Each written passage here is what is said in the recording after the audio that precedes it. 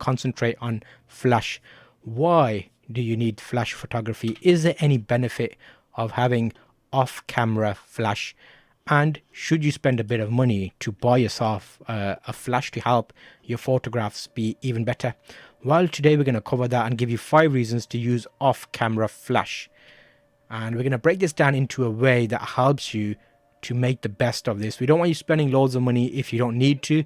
So we'll give you alternative options as well. It doesn't have to be flash. You can actually use something else totally different, like a light. It works very similarly if you're doing product photography or anything of the sort. So we'll cover it today, and we're going to go through the show, give you loads of tips, and as always we'll have a few questions from a live audience. We've got live audience from Amazon Live and Reddit at the moment, so any questions that drop in, I'll answer those as we go through, which will help you as well. So a lot of people have similar questions about photography, video, cameras, lighting, the usual. Firstly, if you're shooting Canon, which you should be shooting anyway, come on now, you should know on the show, this is how we roll. We like our Canons, but again, we're not sponsored by Canon yet. So what will happen is we'll mainly talk about cameras that I've used, the flashes that I've used, why I use flash, and some reasons to consider off-camera flash. When we say off-camera flash, what do we actually mean by that? So you have your camera, and if you're shooting, you'll know there's different ways of taking photographs. So you'll see that there. Some cameras have an inbuilt flash, which you can basically pop up, and then you get some nice options for photographs, and you get flash coming off the camera. Is that a good thing? So the flash pops out the top of the camera, you take a photograph, it adds a bit of light to the situation, and most of the time you'll find that tends to give people red eyes. So we need to consider why that happens. Are we using it in the right way? Should you use it when it's really dark? Should you use it to make it more light? That's not always the case. So in terms of off-camera flash, the reason that helps is if you ever pop over to my live streams on Amazon Live, Reddit, YouTube, LinkedIn, anywhere you see me, you'll notice that my lights are always off axis. So I'm usually got a light on my right hand side, and it's not actually directly in front of me. So the same rules apply if you're doing photography. You want to make sure that you're lighting from a point of view that creates depth and makes your subject look interesting. So that would normally be in the form of off-camera flash. Flash as in a pop of flash from an actual flash gun, or you could even look at lights. So we can look at these in a bit more detail, but I thought I'll give you an overview of what the plan is today.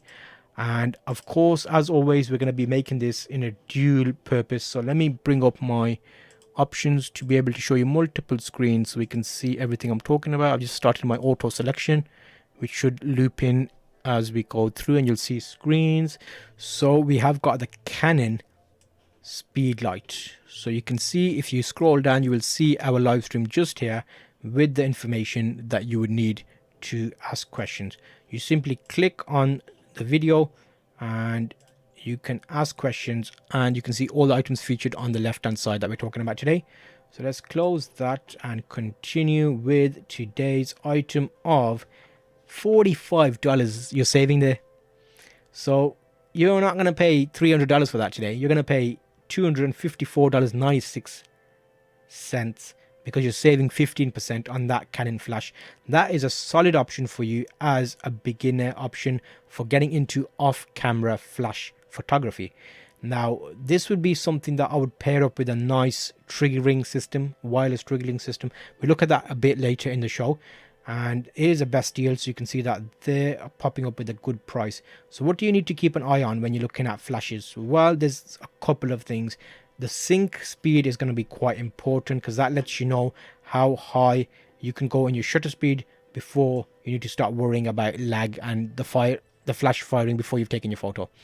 There's a couple of models in these flashes. You've got the 430EX, which is from Canon, but there is an additional one which you can also look at, and that is the 600, which we've updated the carousel for you right now.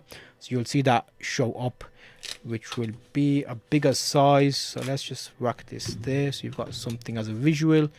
Wireless triggers. What could I do? Well, you'll notice in the front of that, there's infrared panel. So that basically picks up any light in the room from a camera, and it can trigger this flash based on a light. So that's like a nice way of doing this. And then I used to have a trigger remote around my neck with a little button. I used to have a camera, but I used to have two cameras with me, wide lens and telephoto lens.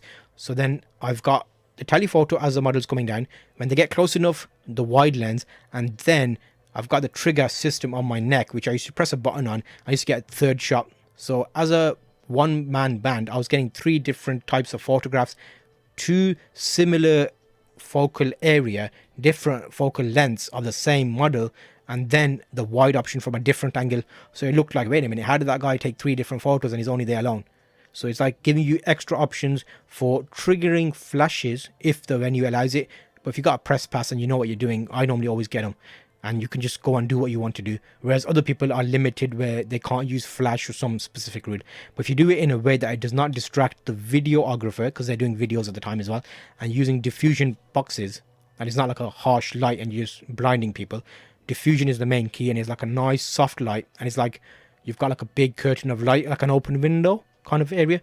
So that all helps you with getting good photos, good exposure, prints for magazines, getting published, that kind of stuff, which is all like in the past, in the heyday when I used to take all those photos.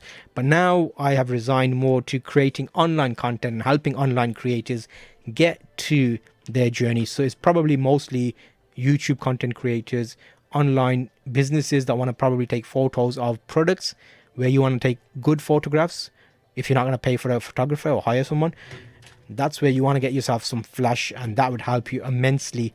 The main rule is the more light you have, the better chance you have of seeing your item in your camera at a good spec, exposure, depth of field, all those things. If you got light, you're sorted. What was that? I had a bit of a twitch in my neck there. It's like a okay. So yeah, that's your overview of lights. We'll have a quick look at cameras. Which cameras support this?